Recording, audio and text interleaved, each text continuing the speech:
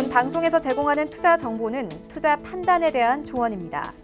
방송에서 제공하는 주식의 가치, 가격 상승 및 가격 하락에 대해서는 방송사에서 보장하지 않습니다.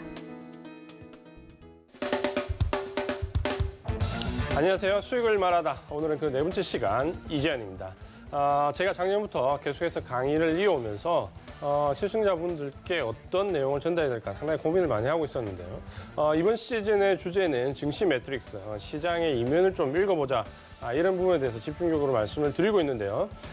최근에 시청하신 분들에 대한 소감, 반응을 제가 좀 유심히 보고 있는데 좀 어렵다는 분들이 좀 많이 계셨습니다. 아마도 주식시장에 최근에 새로 유입되시고 새로 시작하시는 분들이 많다 보니까 제 강의를 계속해서 이어서 보지 않으면 어쩌면 내용이 좀 난이도가 어려울 수도 있다는 생각이 저도 좀 들었습니다. 그래서 오늘은 조금 그런 분들도 가장 궁금해하고 또 한번 지난번 제가 말씀드렸던 내용을 좀 리뷰하는 차원에서 가장 궁금해하시는 것 중에 하나, 가장 질문을 많이 받는 내용 중에 하나, 바로 지금 나오는 이런 이슈, 어떤 내용들이 주식, 특히 내 주식의 호재인가 악재인가, 아마도 이 부분이 가장 궁금해하시는 부분이 많습니다. 그래서 오늘은 이 호재인가 악재인가라는 주제를 놓고 집중적으로 말씀을 좀 드리려고 하는데요.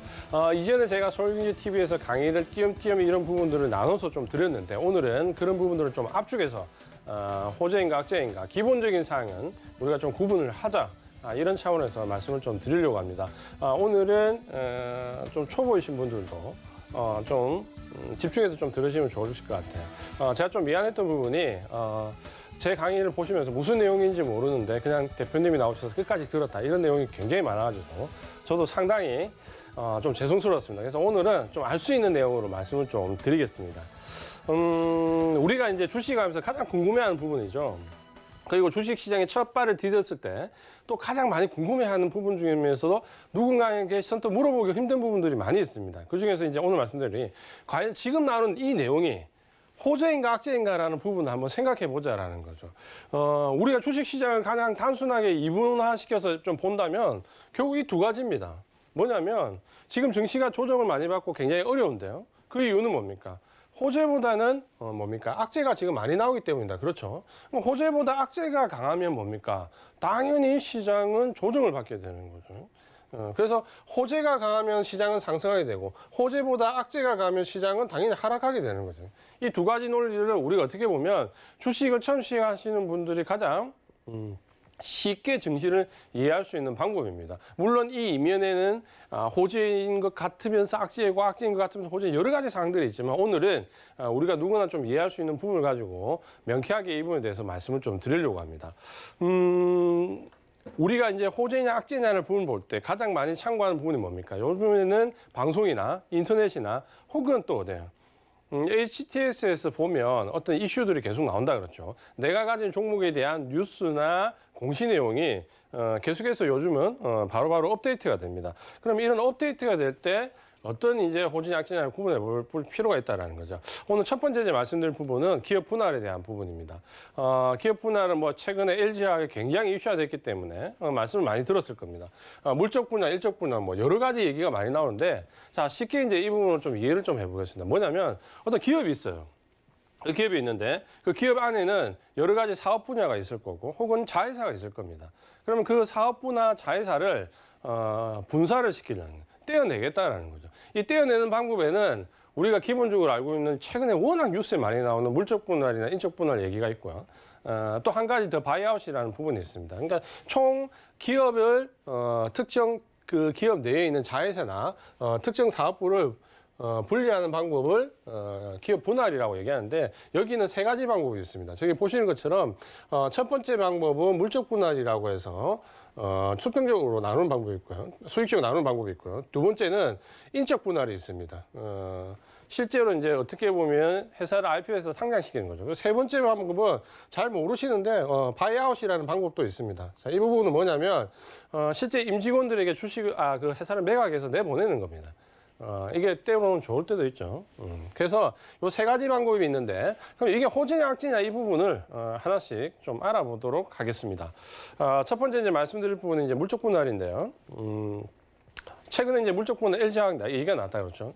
대부분 이제 물적 분할은 최근에 한 10여 년 전부터 기업들이 분할할 때 가장 많이 쓰는 방법입니다. 사실 이전에는 거의 다 대부분 분할하면 인적 분할이었거든요. 근데 어느 순간부터 바이아웃이나 인적 분할보다 더 많이 쓰는 방법이 물적 분할인데 여기는 장점이 있죠. 그래서 이 물적 분할은 최근에는 그래도 일반적으로는 호재로 받아들입니다. 호재로 받아들입니다. 뭐냐면 모회사가 분리되는 신설 자회사를 전부 그대로 소유하고 있는 겁니다. 그래서 회사가 있으면 이 모회사가 회사를 나누는데 결국에는 이 모회사가 자회사를 그대로 100% 다 소유를 하고 있는 겁니다. 그냥 사업부만 나누는 거예요. 회사를 형식적으로 이제 나누는 겁니다. 그럼 왜 이렇게 나누는가라고 했을 때 자회사를 뭔가 좀 키우고 싶다라는 거죠. 이 자회사만의 전문성을 좀 높이고 싶다라는 거죠. 그래서 이 모회사 안에 들어와 있으면 여러 가지 결제 라인이라든지 사업의 확장이라든지 이런 부분에 대한 어떻게 보면 결제 라인이 굉장히 딜레이가 됩니다. 그래서 이거를 아예 이 녀석 좀 똘똘하니까 아예 좀 분리를 하자. 그리고 그 분리된 회사 안에서 너희끼리 결제하고 알아서 하고 사업 집행하고 다 해. 라고 하면 뭡니까? 전문성이 높아지는 거죠. 그래서 최근에는 이 물적 분할을 많이 하는데 이 물적 분할은 쉽게 얘기하면 내가 자식을 낳으면 그 자식이 아직도 내가 끼고 있는 거죠. 쉽게 얘기해서 자식이 결혼하기 전에 내가 끼고 있는 거랑 똑같은 겁니다. 그래서 전부 소유하고 있기 때문에 그냥 일반적인 분리이지 실제적으로 어떤 지배권의 변화는 없다라는 거죠. 다만 그 자회사의 전문성을 높일 수 있도록 좀 분사를 시켜준다라는 거죠. 힘을 좀 실어준다는 거죠. 보통 이게 이제 물적 분할이고 또 한 가지 질문을 또 할 수도 있어요. 그럼 물적 분할이 전부 다 좋은 회사가 아니냐? 약간 미운 자식 있잖아요.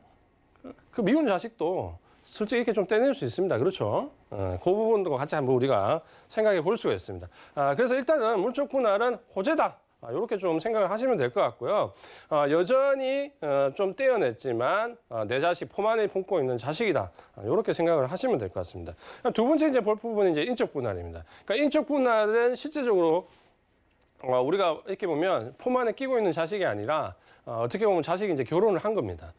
결혼하면 우리가 이런 말을 많이 하잖아요. 자식은 품 안에 있을 때 자식이지 결혼하고 나면 끝이다라는 얘기하는데 그거하고 똑같이 이해를 하시면 됩니다. 그래서 인적 분할은 뭐냐면 신설되는 자회사를 모회사가 전부 소유하는 게 아니라 일정 비율만 소유합니다. 일정 비율만. 그래서 인적 분할은 대부분 그 자회사를 상장시키게 되는데 상장시키면서 모회사가 이 자회사에 대한 권리를 100% 물적 분할처럼 다 가지고 있는 게 아니라 일부만 일정 비율대로 나눈다. 그래서 대부분 모회사가 한 3, 뭐 자회사가 7 이런 비율로 상장을 하게 되면 모회사는 자회사 주식을 30%만 가지고 있게 되고 나머지 70%는 독립된 다시 주주들이 가지고 있게 되는 거죠. 그럼 이 말은 뭐냐면 내 품 안에 있던 자식이 나갔다라는 거죠. 그러니까 이걸 좀 쉽게 우리가 이해하면 어떻게 해야 되냐면, 자, 내가 자식을 낳아서 키웠다는 거예요. 그 자식이 회사에 입사를 했습니다. 그러면 이제 월급을 받아오잖아요. 그럼 대부분 우리 부모님들 어떻게 하십니까? 엄마한테 맡겨, 불려줄게. 다 경험해 보셨잖아요. 저도 경험해 봤던 부분인데. 그러면 일단 자식이 벌어오는 돈을 부모님이 다 가지고 있습니다. 근데 나중에 자식이 결혼하면 어떻게 됩니까? 와이프가 생기면 와이프가 관리를 대부분 하죠. 그러면 뭡니까? 월급은 내가 100% 다 갔던 걸 자식이 그다음부터는 어떻습니까? 용돈만 줍니다. 그렇죠? 10% 20% 용돈만 줍니다. 그렇죠? 그런 관계라고 이해를 하시면 좀 빠르게 이해할 수 있어요. 그래서 결혼한 자회사이기 때문에 뭡니까? 지배권이 감소한다는 거죠. 그러면 내가 얘한테 100% 소유권을 가지고 있다가 얘가 결혼하고 나서 내 말을 안 들어. 그럼 어떻게 됩니까? 악재로 받아들이는 거죠. 내 말을 100% 듣던 애가 이제 한 30%밖에 안 듣는다는 거죠. 그래서 인적 분할은 악재라고 얘기합니다. 내 소유권이 100%에서 줄어든다는 거죠. 대신에 이렇게 인적 분할은 뭡니까? 30%의 지분에 대한 상장 때 뭡니까? 지분이나 현금이 유입된다는 거죠. 그래서 저 돈 가지고 나도 이제 뭔가 살 길을 모색해야 된다는 거예요. 그러니까 이런 관계로 좀 변화한다기 때문에 물적 분할은 내가 지배권을 그대로 갖고 있기 때문에 호재. 인적 분할은 지배권이 많이 낮아졌기 때문에 악재 이렇게 됩니다. 근데 최근 이제 궁금한 부분이 뭐냐면 이런 부분이 아니죠. 이런 부분은 제가 이전 강의에서도 말씀을 드렸는데 중요한 부분은 이거죠. LG화학이 예를 들면 그러면 물적 분할을 하고 다시 인적 분할을 하면 어떻게 되냐 이런 부분. 이 부분이 궁금한 거 아니겠습니까? 왜 LG화학 주가를 걔네들 이렇게 많이 뜨는지 악재라고 얘기하냐 부분은 바로 이 부분이죠. 그러니까 이 부분을 우리가 좀 잘 볼 필요가 있습니다. 뭐냐면 자, 물적 분할은 호재고 인적 분할은 악재라고 했는데 그럼 물적 분할을 하고 인적 분할을 하면 어떻게 되냐? 호재일까요? 악재일까요? 최악의 악재가 되는 거죠.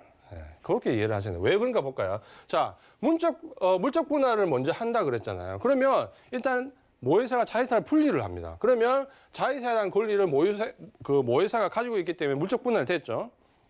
그러면 이게 쉽게 얘기할게요. 자회사가 있고 모회사가 있는데 일단 먼저 물적 분할을 먼저 한다 그렇죠. 그러면 자회사는 모회사가 100% 가지고 있습니다. 그 다음에 인적 분할을 하게 되면 모회사에서 자회사가 떨어져 나간다 그렇죠. 그럼 권리가 한 30%밖에 안 남아 있습니다. 그러면 우리가 이제 궁금한 게 생기는 거예요. 뭐냐면 내가 모회사 주주라는 거죠. 내가 모회사 주주면 이 모회사가 인적 분할하게 되면 예를 들어서 모회사의 지분이 한 30%면 주주가 30%를 가지고 있어요. 근데 물적 분할을 하고 인적 분할하면 모회사에 대한 주주가 있는데 그 주주가 처음에는 자회사에 대한 권리를 모 회사가 갖고 있는 거죠. 그러면 그 회사에 대한 권리가 30%면 이 권리가 주주로 가는 게 아니라 모회사로 가는 거죠. 굉장히 말이 어렵다 그렇죠. 쉽게 얘기하면 뭐냐면 자회사 물적 분할을 하고 인적 분할을 하게 되면 이 자회사에 대한 권리를 모회사의 주주가 가지는 게 아니라 모 회사가 가져버린다는 거예요. 그러면 모회사의 주주는 뭐가 되는데? 쉽게 말하면 이제 낙동강 오리알이 되는 거죠. 왜냐하면 자회사에 대한 권리가 하나도 없다는 거죠. 그러면 반대로 이렇게 생각해요. 무슨 소리야? 그래도 모회사에 대한 주주인데 모회사가 권리를 갖고 있으면 나도 권리를 갖고 있는 거다. 라고 착각을 할 수 있는데 우리가 이 부분을 이해할 수 있는 부분이 뭐냐면 바로 이거죠. 뭐냐면 삼성물산입니다. 삼성물산은 삼성바이오 주식을 무려 20조나 가지고 있어요. 그리고 삼성전자의 주식을 무려 16조나 갖고 있어요. 이 금액만 해도 36조입니다. 시총을 넘어버려요. 근데 삼성물산이 이렇게 삼성바이오로직스와 삼성전자의 주식을 많이 가지고 있다고 해서 삼성물산의 주주들이 그러면 나는 삼성바이오의 주주야, 삼성전자의 주주라고 얘기를 합니까? 그렇게 얘기하지 않는다는 거예요. 단지 이 지분은 삼성물산이 가지고 있는 거지 삼성물산의 주주가 가지고 있는 게 아니라는 거죠. 그래서 삼성물산의 주주는 오로지 삼성물산에 대한 주식에 대한 권리만 갖고 있다는 거예요. 그래서 뭡니까? 예를 들어서 우리나라 같으면 이렇게 지분이 무려 36조를 가지고 있는데 시총은 이거보다 훨씬 작아요. 반밖에 안 돼요. 그럼 뭔가 문제 있는 거 아니냐? 그럼 이게 반영이 돼야 되잖아요. 근데 우리 시장은 반영이 잘 안 된다는 거죠. 그래서 LG화학의 주주들이 지금 이렇게 화가 난 겁니다. 왜? 삼성물산의 주주와 똑같은 경우가 된다는 거죠. 왜냐하면 LG가 새로 분쇄해서 생기는 LG 배터리 회사의 지분은 누가 가지고 있냐면 일정 부분 LG화학이 가지고 있는 건데 LG화학의 주주는 그거하고 상관이 없다라는 거죠. 무슨 말인지 이해가 가십니까? 결국에는 LG화학의 주주들이 LG 배터리를 보고 LG화학 주식을 샀는데 결국에는 LG 배터리는 결혼하고 나가버리고 LG화학은 그 주식의 일부만 가지고 있는데 나는 그 주식을 직접 소유도 못한다는 거죠. 그러다 보니까 어떻게 내가 LG 배터리를 사려면 LG 배터리 주식을 다시 사야 된다는 거예요. 그래서 물적 분할로 인적 분할은 뭡니까?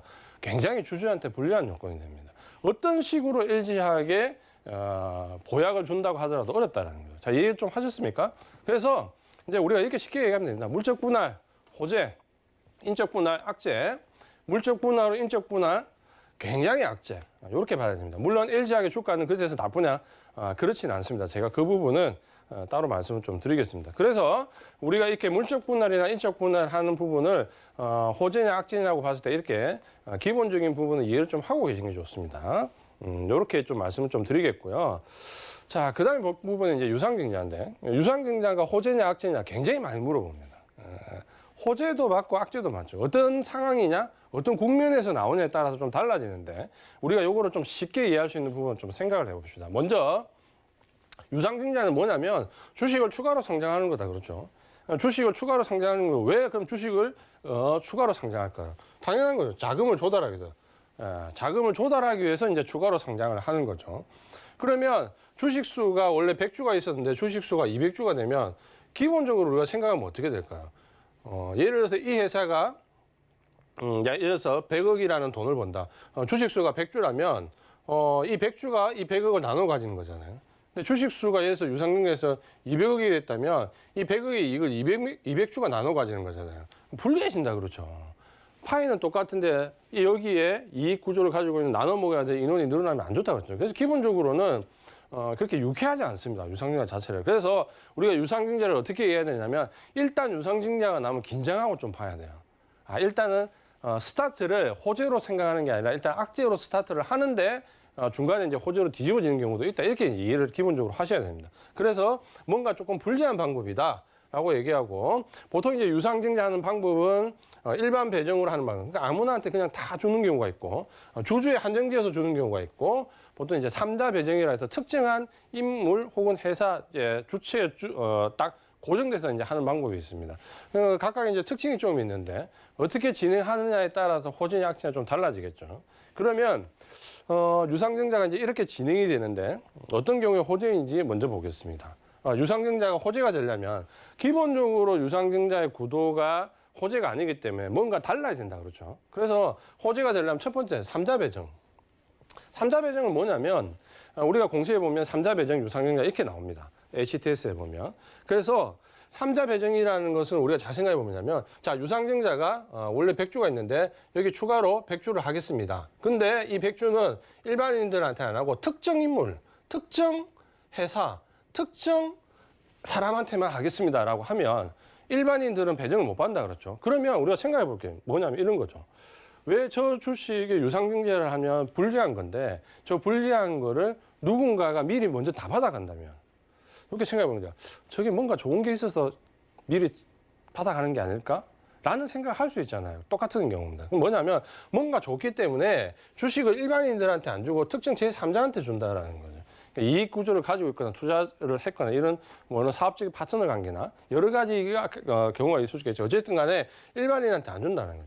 그러니까 잘 생각해 보세요. 뭔가 좋은 떡고물이 있는데 그걸 내한테까지 안 준다라는 거죠. 그래서 3자 배정은 뭡니까?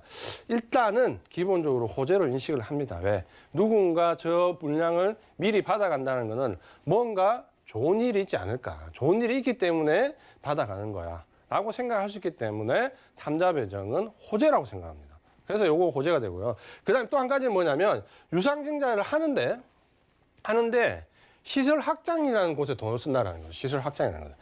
근데 시설 확장도 잘 보면 뭐냐면 지금 이 회사가 흑자예요. 돈을 잘 벌고 있는데 더 투자를 해서 시설 확장을 한다라고 하는 거죠. 그러면 뭐냐면 자 이런 거죠. 어떤 라면 공장에서 라면을 생산하는데 하루에 한 달 생산할 수 있는 게 100개예요. 근데 이 공장은 이미 매달 100개를 생산하고 있어. 더 이상 생산할 수가 없어. 호황이라는 거죠. 그러면 한 200개 생산해 볼까? 라고 했을 때 유상증자에서 시설 확장하는 것을 의미한다고 보시면 됩니다. 그러니까 당연히 호재죠. 왜? 흑자로서 매출 일정이 일어나고 있는데 더 큰 매출, 그러니까 주문은 더 많이 받는데 생산을 못할 경우에 뭡니까? 흑자 속에서 시설 확장을 하는 거죠. 이런 종목이 뭡니까? 최근에 제가 많이 강조했던 서진 시스템 같은 종목. 바로 여기에 해당되는 거죠. 그래서 이런 경우는 호재가 된다라는 거죠. 그 다음에 세 번째는 뭐냐면 신사업에 대한 진출 하는데 그 신사업에 대한 진출이 관련 분야로 간다는 거죠. 관련 분야. 예를 들어서 지금 메모리 반도체에 있던 후공정 업체가 비메모리 반도체 쪽으로 진출을 한다. 그러면 호재가 됩니다. 왜냐하면 메모리 반도체에서 쌓았던 기술 확장 부분이 비메모리 반도체 쪽으로 가면 더 기술력을 높일 수 있거나 혹은 후공정 업체 같은 경우는 역할이 더 늘어나거든요. 그래서 이런 경우는 시장이 호재로 받아들인다는 거죠. 하나 마이크론처럼. 그래서 관련 산업 내 신사업을 진출하면 이런 경우는 호재를 받습니다. 그래서 유상증자가 이루어질 때 그 내용을 자세히 봤다가 그 내용이 3자 배정이거나 흑자 지속인 상태에서 시설을 확장하거나 혹은 관련 산업 내에 좀 더 기술력을 더 많이 표현할 수 있는 곳으로 진출한다. 그럼 거꾸로 얘기하면 뭡니까? 갑자기 바이오 회사가 IT에 진입한다. IT 회사가 바이오에 진입한다. 이건 안 되겠죠. 그러니까 관련 산업 내에서 확장하는 경우, 이 세 가지 경우를 우리가 유상증자 중에서 호재로 인식한다. 꼭 기억을 해두시면 될 것 같습니다.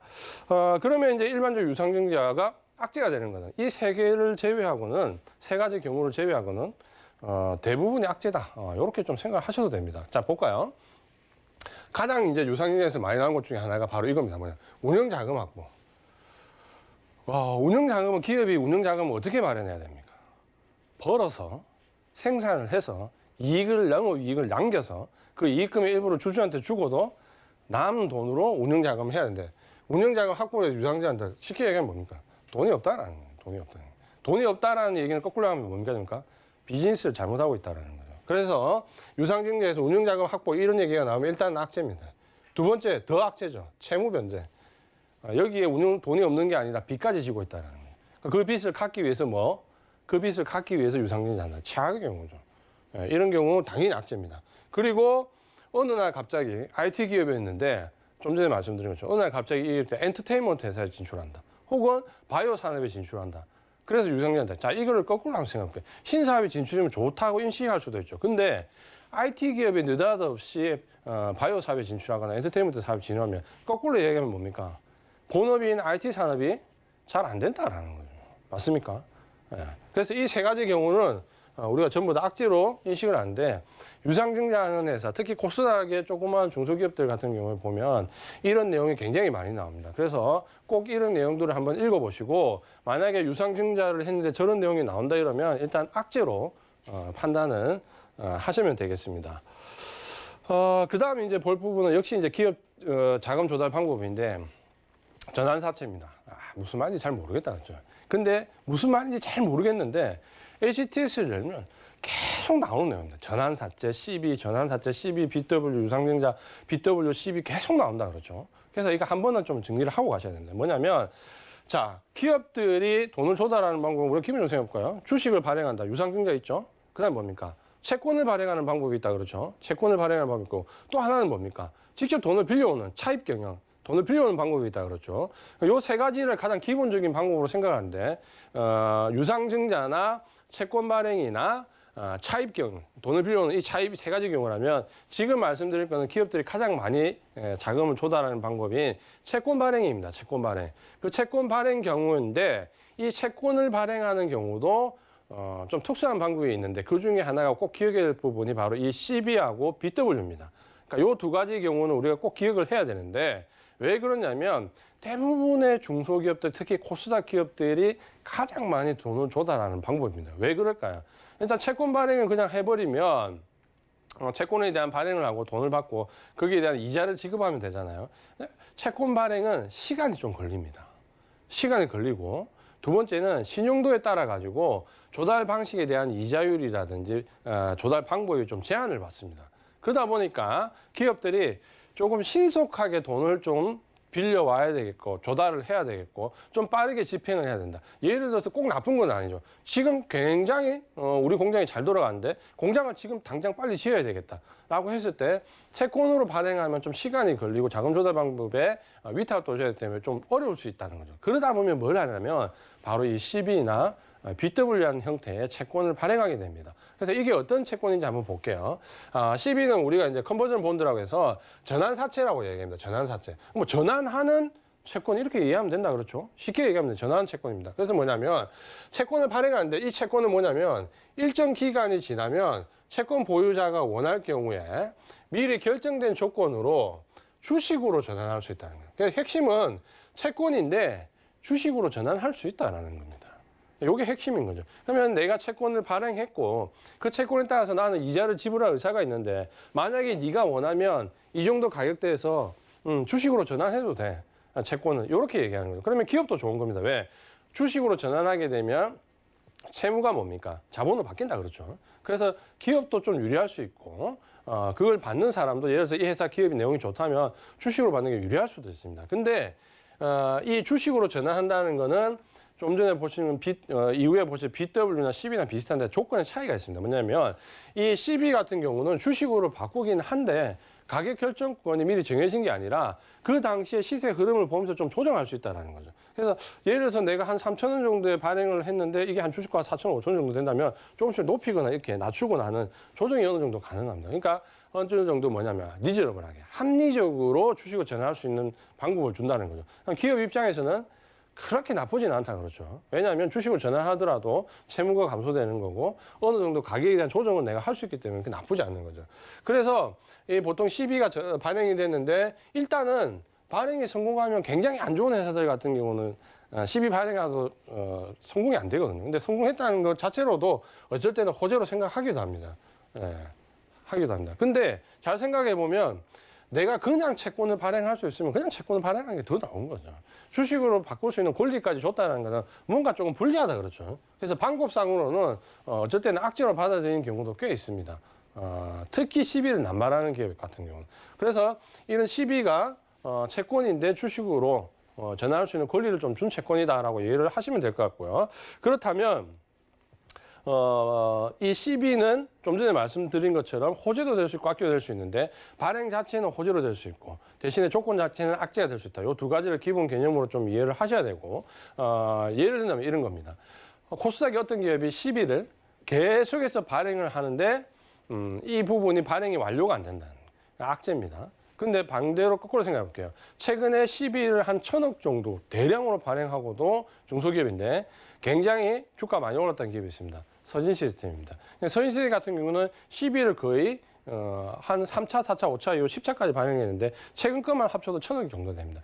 대부분 시설 투자였고 꼭 필요한 곳에 돈을 썼다라는 부분이 회계에 나오기 때문에 호재로 받아들였습니다. 그러니까 CB는 이렇게 어떤 상황에서 발행되느냐에 따라서 호재도 되고 악재도 된다. 이렇게 이해를 좀 하시는 게 좋을 것 같습니다. 그 다음에 이제 얘기할 부분은 BW인데요. BW는 또 어렵다 그렇죠. 근데 우리가 이 HTS를 열어서 내가 원하는 종목을 딱 쳐서 공시 내용을 보면 CB, BW, CB, BW 너무 많이 나옵니다. 그러니까 꼭 한 번은 정리를 하고 가셔야 되는데 이 BW 같은 경우는 역시 똑같이 채권입니다. 좀 전에 보신 CB처럼 채권인데 역시 주식으로 전환할 수 있는 권리가 있는 채권입니다. 근데 그러면 CB랑 BW에 어떤 차이가 있느냐면 잘 보세요. 신주 인수권부 채권이라고 해서 어쨌든 주식으로 전환할 수 있다라는 거죠. 그러니까 채권에서 그냥 이자만 받고 채권으로 끝나든지 혹은 그 채권을 주식으로 전환할 수 있는 건데 여기가 이제 핵심입니다. 뭐냐면 이 BW는 약정된 가격으로 주식으로 전환할 수 있다. 자, 이 말이 무슨 말이냐면 좀 전에 보신 것처럼 CB 같은 경우는 가격에 대한 유연성이 있다는 거죠. 발행하는 회사가 그 CB 가격을 전환되는 가격을 높일 수도 있고 낮출 수도 있고 좀 조절이 가능합니다. 근데 이거는 그럴 수가 없어요. 무조건 처음에 딱 돈을 빌릴 때 주식을 어느 정도 약정된 가격으로 전환시키겠다라는 보장을 해주는 겁니다. 그러면 기업 입장에서는 어때요? 굉장히 불리하다 그렇죠.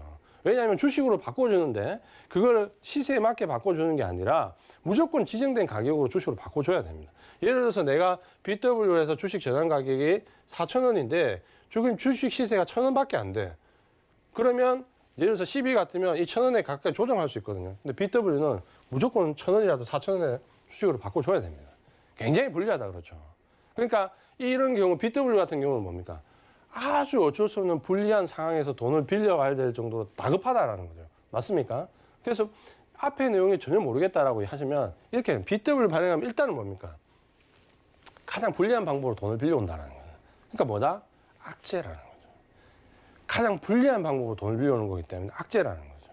그럼 CB하고는 좀 다르다 그렇죠. 그래서 BW가 남발되는 기업들을 보면 상당히 재무 구조가 안 좋은 기업들이 대부분입니다. 그래서 BW가 난 뭔지 모르겠는데 어쨌든 그 기업이 BW를 발행한다면 일단은 기본적으로 악재라고 생각을 하시면 됩니다. 그런데 이 BW 발행을 가장 많이 하는 주체가, 그러니까 많이 받아가는 주체가 뭐냐면 그게 외국인입니다. 외국인이 우리나라 국내 기업에 돈을 빌려줄 때, 채권을 살 때 가장 선호하는 방법이 바로 이 BW입니다. 그래서 외국인들은 굉장히 불리한 가격에 우리 기업들한테 돈을 만들게 하고 본인들은 이제 가장 유리한 방법으로 자금을 조달하는 거죠. 그리고 주식은 딱 정해진 가격으로 사기 때문에 손해볼 게 없어요. 저 가격이 되면 이익이면 사고 아니면 안 하면 되니까. 그러니까 굉장히 기업 입장에서는 불리한 조건으로 돈을 빌리는 거기 때문에 BW가 돈을 조달하는 방식 중에서는 상당히 불리한 방식이다. 악재다. 이렇게 이해를 하시면 됩니다. 어렵지 않다. 그렇죠? 굉장히 어렵다. 지금 또 무슨 말인지 모르겠지만 대표님이 나오시니까 그냥 본다. 이렇게 하시면 제가 굉장히 어렵습니다. 그러니까 내용을 조금씩 이해를 하자. 그렇죠? 그 다음에 이제 볼 때는 실적입니다. 실적. 실적 굉장히 우리를 힘들게 한다. 그렇죠? 실적이 좋게 나왔는데 주가가 내려가요. 실적이 굉장히 안 좋게 나왔는데 주가가 올라가요. 자, 이걸 우리 어떻게 받아들여야 될까요? 어떤 게 호재고 어떤 게 악재일까요? 자, 우리 한번 생각을 해봐야 된다. 그렇죠? 요거 좀 쉽게 풀어봅시다. 우리가. 뭐냐면 실적이 나왔는데 사상 최대 실적이 나왔어요. 사상 최대 실적. 사상 최대 실적이 나왔는데 만약에 이 실적이 계속해서 우상향하는 과정에서 사상 최대 실적이 나왔다. 그러니까 성장의 가능성에 대한 성장성이 있다라고 했을 때는 호재로 받아들입니다. 굉장히 주가 큰 폭을 줄 수 있죠. 왜냐하면 특히 없는 사업부에서 새로 생기는 예전에 5G나 2000년대 초창기에 생겨서 실적이 업될 때 그럴 때 같은 경우는 사상 최대 실적을 KMW 같은 경우 실적이 갑자기 적자에다가 어느 날 갑자기 6천에서 흑자로 바뀌네. 매년 몇십억, 몇백억씩 적자 나는 회사가 갑자기 6천 흑자로 바뀐다. 그럼 뭡니까? 근데 그 5G라는 섹터가 굉장히 향후 성장 가능성이 높다. 그럼 주가 10배 올라가는 거죠. 그 KMW잖아요. 그러니까 향후 성장 가능성이 있는 상태에서 사상 최대 실적이 나왔다? 호재. 이렇게 생각하시면 됩니다. 근데 실적은 사상 최대치가 나왔는데 여기가 끝이야. 더 이상 나오기가 힘들어. 라고 하면 뭐가 된다? 악재가 된다는 거예요. 그러니까 어떤 경우냐면 영업이익이 계속해서 늘어나면 되는데 어떤 경우는 자구 노력을 하다가 예를 들어서 1,000억짜리 정도 이익이 나는 회사가 본사를 팔았어요. 이익이 본사 파니까 2,000억 정도 됐어. 그래서 한 7, 800억 정도 영업이익이 감소했는데 2,000억 정도 팔았으니까 이익이 뭐냐 2,700억이 났어. 사상 최대치가 나왔어. 이 회사가 앞으로 계속 팔 건물이 있으면 되겠지만 대부분 그렇지 않다 그렇죠. 그러니까 팔 건물이 없다는 거예요. 그럼 뭡니까? 그 사상 최대 실적이 여기서부터 꺾인다. 좀 제가 극단적으로 얘기를 했지만 실적도 마찬가지입니다. 그러니까 어떤 회사가 영업이익이 지금 나왔는데 여기가 사상 최대치 호황이야. 더 이상 나오지 않아. 계절적인 요인을 갖는 회사들 많잖아요. 여름에 빈과류 업체 8월달 실적이 고점입니다. 그러면 실적이 뭡니까? 6, 7월에 올랐다가 8월달 정점 찍고 내려간다 그렇죠. 그것처럼 실적이 정점이라고 받아들여질 때는 뭐다? 악재로 받아들인다. 이렇게 좀 이해를 하시면 될 것 같습니다. 그 다음에 이제 볼 때는 사상 최악 실적인데 요거는 우리가 정말 유심히 봐야 됩니다. 왜 그러냐면 주식을 우리가 할 때 고점을 잡고 싶은 주식 투자자는 없잖아요. 저점을 잡고 싶어 한다 그렇죠.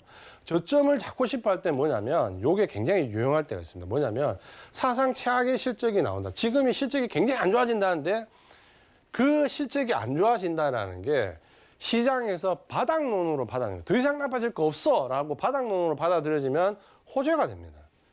근데 실적이 지금 바닥인데 지하층까지 지하 2층까지 더 내려갈 때가 있어서 악재가 됩니다. 근데 요 얘기를 제가 왜 드리냐면 우리가 삼성전자 실적을 보잖아요. 이 메모리 반도체에 관련된 부분에서 삼성전자 실적을 보면 항상 삼성전자가 최악의 실적이라고 할 때가 거의 주가 바닥입니다. 작년 9월 같은 경우 올해도 마찬가지죠. 2분기부터 메모리 반도체 가격이 엉망이 돼가지고 안 좋아질 거라고 하는데 거기서 오히려 주가 바닥되고 지금 삼성전자 주가 6만 원 넘어 있죠. 안 좋다고 하는데. 그건 뭐냐면 항상 IT 기업들 특히 삼성전자를 보면 실적 메모리 반도체 가격이 최악으로 나와서 실적이 안 좋다라고 할 때가 거의 바닥입니다. 거기서부터 이제 상승이 출발되는 경우가 굉장히 많습니다. 어떤 장에서? 지금 장에서. 지금 굉장히 시장이 어려운데 삼성전자 주가 보세요. 6만 원 위에 있습니다. 이제 내려갔던 4만 원, 5만 원대가 아니고 6만 원대 있습니다. 실적은 굉장히 안 좋아진다. 근데 삼성전자 뚜껑 열어보니까 실적도 실제로 좋게 나왔죠. 이 말을 제가 왜 드리냐면 특히 IT 기업들 같은 경우에 실적이 바닥론이 안 좋다라고 할 때 반드시 거기가 바닥인가 아닌가라는 부분을 우리가 따져봐야 됩니다. 그래서 바닥이라는 부분으로 인식이 되면 이거는 아주 강력한 호재가 된다. 이렇게 이해를 하실 필요가 있다라고 말씀을 드리겠습니다. 그 다음에 이제 좀 헷갈리는 부분이 여러 가지가 있는데 지금부터는 좀 간단한 내용들이니까 좀 볼게요.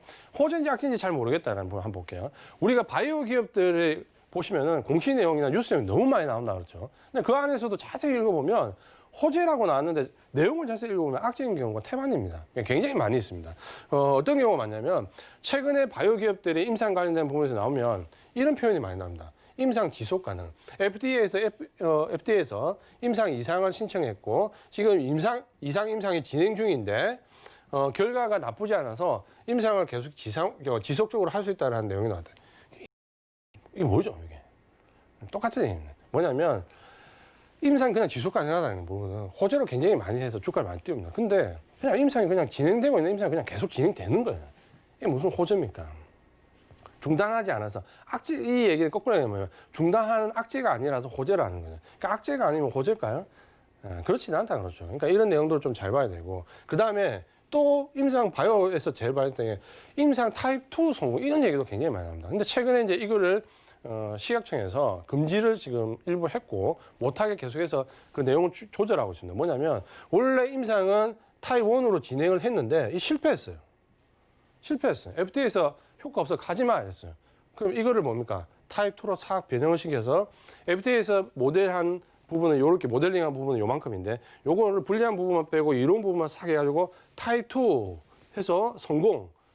우리가 잘 알고 있는 기업이 이렇게 했다 그렇죠. 지금 관리 종목 가냐마냐 갈림길에 있는데 그런 식의 내용들은 악재입니다. 그러니까 절대 호재로 생각을 하시면은 안 된다라고 말씀드리겠고요. 그 다음 볼 부분은 조금 이제 유심히 봐야 될 부분입니다. 뭐냐면 MOU 체결입니다. 보통 이제 조그만 기업들이 어떤 신사업에 진출을 하게 되고 그 사업이 어떻게 좀 잘 되었다라는 가시적 성과가 나올 때 첫 번째 나오는 부분이 뭐냐면 MOU 체결입니다. MOU 체결. MOU 체결이 굉장히 많이 나오는데 우리가 예전에 이제 뼈아프게 생각했던 부분이 가장 이 MOU 체결에서 보는 MOU 체결이 뭐냐면 잘 보세요. 정식 계약 체결 전 여기에 포인트가 있는 거죠. 체결이 안 됐어요. 정식 계약이. 정식 계약 체결 전에 투자에 관해서 합의한 사항을 명시했던 거예요.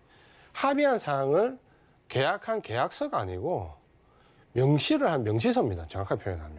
그것도 정식 계약 체결 전 명시를 하는 거죠. 근데 이 MOU가 마치 새로운 사업에 진출한 것처럼 결과가 나온 것처럼 다 된 것처럼 우리가 이 MOU 체결에서 가장 많이 당했던 테마가 어디입니까? 기억하십니까? 우리 정치에서 오래 계시는 생각해요. 어디입니까? 바로 여기죠. 자원개발. 인도네시아 어느 가스 광산과 MOU 체결.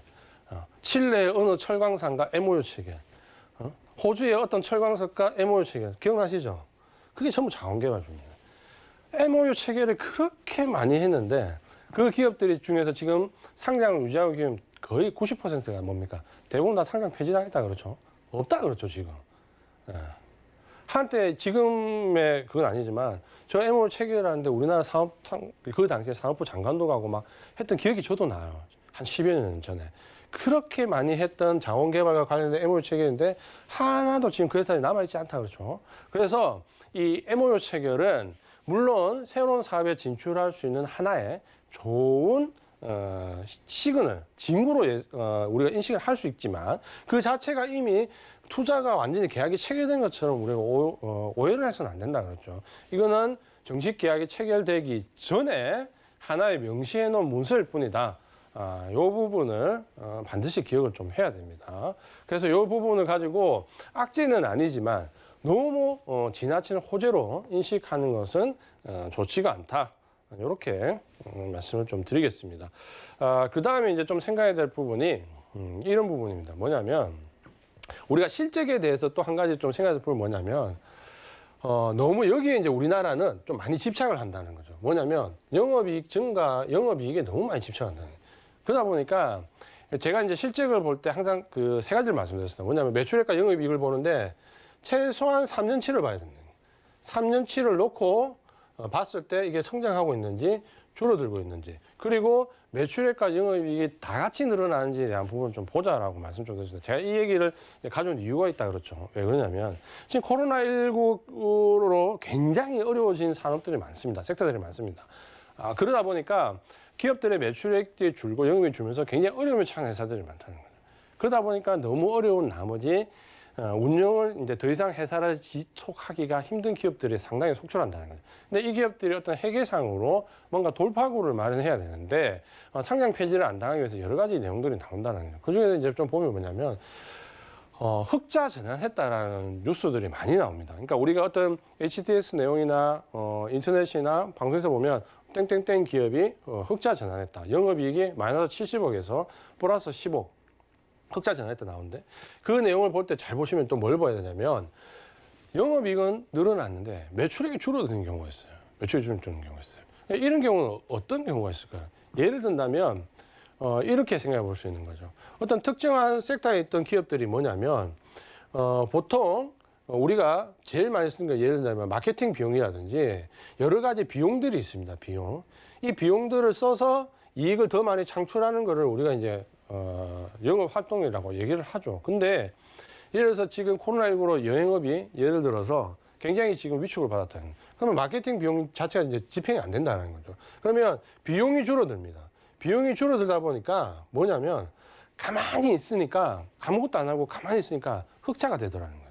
왜냐하면 어떤 인력 구조로 돌아가는 구조나 여러 가지 사업 부분에 대한 비용이 들어가는 부분인데 그 비용을 제외하고 가만히 있으니까 그나마 기존 매출에서 어느 정도 유지가 좀 되고 비용을 싹 빼버리니까 영업이익이 증가하더라는 거예요. 그러니까 이런 기업들이 최근에 굉장히 속출하고 있습니다. 코스닥 기업들 중에서 보면. 그러다 보니까 매출액은 줄어들었는데 영업이익은 늘어났다. 이걸 잘 두고 보면 매출액이 줄어들었다는 건 사업은 계속 지지부진한데 그 안에서 인력을 고조조정하고 마케팅 비용을 빼버리고 비용을 다 빼버리고 이렇게 하다 보니까 영업이익이 좀 남았다는 거예요. 근데 마치 그 회사가 흑자 전환했다면 좋아지는 기업으로 보인다. 그게 좋아지나요? 인력을 줄이고 비용을 줄여서 영업 활동을 안 하는데 그 기업이 좋아지는 건 아니다 그렇죠. 그래서 이런 경우는 잘 보시고 영업이익이 흑자 전환했다라고 하더라도 절대 호재는 아니다라는 거죠. 악재로 인식을 하셔야 됩니다. 이렇게 좀 말씀을 좀 드리겠고요. 그래서 이런 부분들은 우리가 이제 또 한번 호재 약재라는 부분을 생각을 좀 해봐야 된다. 그러면 제가 이제 지금 이제 마지막에 랩업을 좀 해보면 지금까지 호재와 악재라는 여러 가지 부분들을 다 동시에 말씀을 좀 드렸습니다. 그러면 호재도 있고 악재도 있다라는 거죠. 그러니까 좀 전에 우리가 본 것처럼 유상증자처럼 똑같은 사안을 놓고 어떤 경우에는 호재가 되기도 하고 어떤 경우는 악재가 되기도 하는 이걸 정확하게 교과서적으로 나누기는 제가 물론 이제 쉽게 설명을 드리기 위해서 이분법적으로 나눠서 설명 좀 드렸지만 어떤 상황에서 발생하느냐에 따라서 좀 달라진다는 거예요. 그걸 우리가 이제 뭐라고 합니까? 경험이라고 부른다 그렇죠. 그래서 이 주식시장에는 반드시 경험이라는 부분이 필요가 합니다. 그러니까 제가 왜 마지막 부분에 이 얘기를 드리냐면 지금 주식시장에 새로 오신 분들이 굉장히 많다고 그랬죠.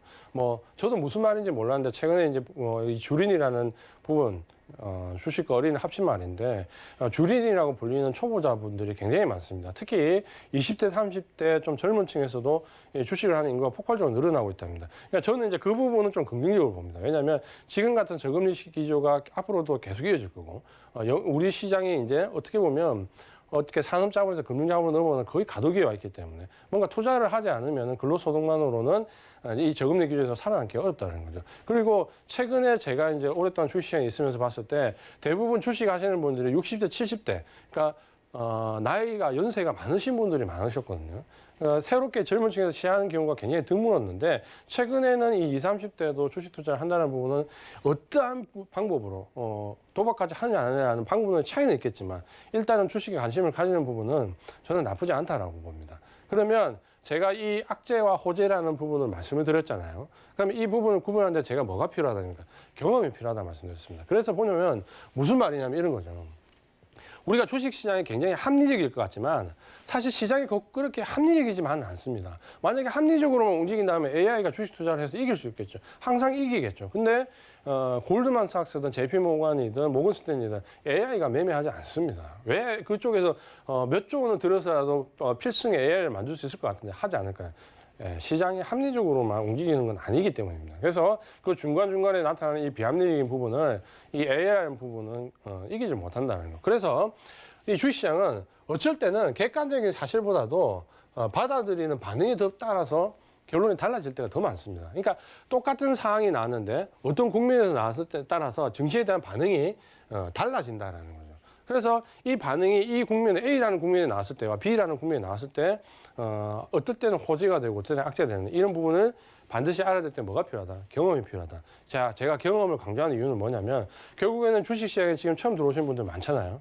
경험이 어느 정도 쌓일 때까지 아무리 내가 열심히 공부하고 이론적 베이스를 가져간다고 하더라도 어느 정도 주식시장에서는 경험이 필요하고 그 이론적인 부분과 경험적인 부분이 같이 갈 때 이 부분이 좋다 그렇죠. 그래서 우리가 잘 생각하는 부분은 여러 가지 있잖아요. 우리가 많이 본 책에 그런 말 있잖아요. 논어에도 똑같은 얘기 있잖아요. 결국에는 배우고 생각하는 부분, 경험을 가져가는 부분은 같이 가는 거죠. 외연을 알아가는 것과 내면의 이치를 깨닫는 것은 같이 가야 된다는 부분인데 제가 왜 이 얘기를 드냐면 최근에 주식시장에 처음 들어오신 분들이 뭐 하냐면 그냥 계좌 개설합니다. 증권회사 가서 덥석 계좌를 개설하고 뉴스에서 방송에서 지금 제일 많이 들었던 얘기 네이버, 카카오, 넷마블, NC소프트, 시젠 그냥 삽니다. 계좌 개설하고 바로 그냥 요즘은 휴대폰 되잖아요. 누구의 권유도 필요 없이 그냥 바로 사버리는 거죠. 그 종목들이 지금 뭐냐면 개인 신용 융자상의 1위에서 5위 안에 들어오는 종목들이고 지금 현재 개인들이 가장 많이 당하는 종목 중에 하나입니다. 그러니까 제가 이 얘기를 한 이유는 우리 수익을 말하다 해서 또 말씀드리잖아요. 조금은 배워야 되고 배운 걸 가지고 경험을 좀 쌓아야 됩니다. 그 배우고 경험을 쌓을 때까지는 내가 가진 금액이 100이라면 한 10 이하로 가지고 계속해서 경험을 쌓는 연습을 좀 해야 됩니다. 근데 지금 20, 30대 어제 신문에도 나왔지만 굉장히 우려스럽게 투자하는 경우가 많다. 뭐 5만 원, 10만 원 노리고 몰빵 투자한다. 뭐 이런 얘기들도 굉장히 많이 나오잖아요. 그러니까 굉장히 위험한 투자고 그렇게 해서는 안 됩니다. 그래서 우리가 반드시 좀 알아야 될 부분은 주식시장에는 이렇게 호재, 악재를 구분하는 방법은 이론적인 부분도 있고 또 한 가지 방법은 이 이론적인 부분과 함께 경험적인 부분이 반드시 따라가야 된다. 요 경험과 이론이 같이 가기 위해서는 노력이 필요한 거고 가장 좋은 방법은 뭡니까? 바로 이 우리 서울경제TV의 수익을 말하다를 안 놓치고 열심히 들으시면 1강부터 차곡차곡 다 모아가지고 마지막 강의까지 들으시면 한 권의 책보다 낫다. 제가 작년 12월 달부터 했던 그 시즌 1 강의 1강부터 한 28강 정도까지 다 모아서 보시면 웬만한 책 한 권보다는 좀 나을 수 있습니다. 그래서 결론은 수익을 말하다를 좀 열심히 듣자. 그리고 공부를 열심히 하고 복기를 좀 열심히 하시면 충분히 좋은 수익이 될 수 있다. 말씀 좀 드리겠고요. 마지막으로 이제 한 번 더 강조를 좀 드리면 시장에 대한 악재와 호재에 대한 판단은 누가 한다? 내가 하는 게 아닙니다. 그러니까 제가 이분법적으로 잘라서 말씀을 드렸지만 그거는 교과서적인 부분도 우리가 이해를 돕기 위한 부분이고 저게 실제적으로 주식시장에 반영이 돼서 호재인지 악재인지 결과로 나오는 부분은 누가 한다? 시장이 한다. 요거를 꼭 기억하십시오. 그래서 시장이 하는 부분은 무조건 우리가 생각해야 될 첫 번째 비교균이 뭐냐면 시장이 하는 부분은 무조건 옳다. 그러니까 여기에 이를 달면 안 됩니다. 지금 우리 시장 수급의 주체가 부재해서 시장이 엉망으로 밀린다. 그럼 이게 현실인 거고 이게 증시의 흐름인 거고 이 부분을 손실로 인정을 해야 됩니다. 그러니까 이렇게 인정을 하지 않으면은 무리수를 뜨게 되고 무리수가 무리한 투자로 이어지고 단기간에 손실을 복구하기 위한 테마주나 급등주에 몰리게 되는 거고 그걸 몰리면서 계좌가 뭡니까? 전체적으로 망가지는 거죠. 최근에 제가 주식시장에서 가장 많이 하는 말 중에 하나가 뭐냐면 삼성전자 최근에 가장 실패한 투자자가 누구냐라고 제가 말을 굉장히 많이 물어봅니다. 뭡니까? 삼성전자를 9월 달에 팔고 다시 신풍제약을 샀다가 신풍제약에서 계좌가 마이너스 50% 되고 남은 금액으로 한 방울 복구하겠다고 빅히트로 가신 분입니다. 그렇죠? 그래서 삼성전자와 신풍제약과 빅히트 이 딱 세트로 가서 거래를 하시면 지금 계좌가 어떻게 되냐면 마이너스 90% 정도 됩니다. 근데 제가 아마 이 얘기를 하면 굉장히 그 마음이 아프신 분들이 많으실 겁니다. 그럼에도 불구하고 제가 이 얘기 드리는 거는 이렇게 딱 9월 달에 잘못된 선택을 딱 한 번 코스별로 한 번만 딱 하시고 삼성전자에서 신풍제약 갔다 빅히트로 딱 하시면 내 계좌가 예를 들어 1,000만 원 있던 게 지금 내 계좌에 한 100만 원이 채 안 남아 있습니다. 자, 이게 지금 우리 개인 투자가 분들, 특히 처음 주식시장에 들어오신 분들의 현실이다 그렇죠. 자, 이 현실을 절대 외면하지 말고 제가 부정적으로 말씀하는 게 아닙니다. 우리 개인 투자가분들 충분히 능력과 이 시장에서 살아남을 수 있고 수익을 추구할 수 있습니다. 다만 원칙을 벗어난 그런 투자를 해서는 이길 수 없다라는 거죠. 자, 지금까지 말씀드린 내용을 한 번 더 복귀해서 보시면서 오늘은 호재와 악재 어떻게 구매할지에 대해서 집중적으로 말씀을 드렸습니다. 5강에서는 또 더 좋은 내용으로 말씀을 드리겠습니다.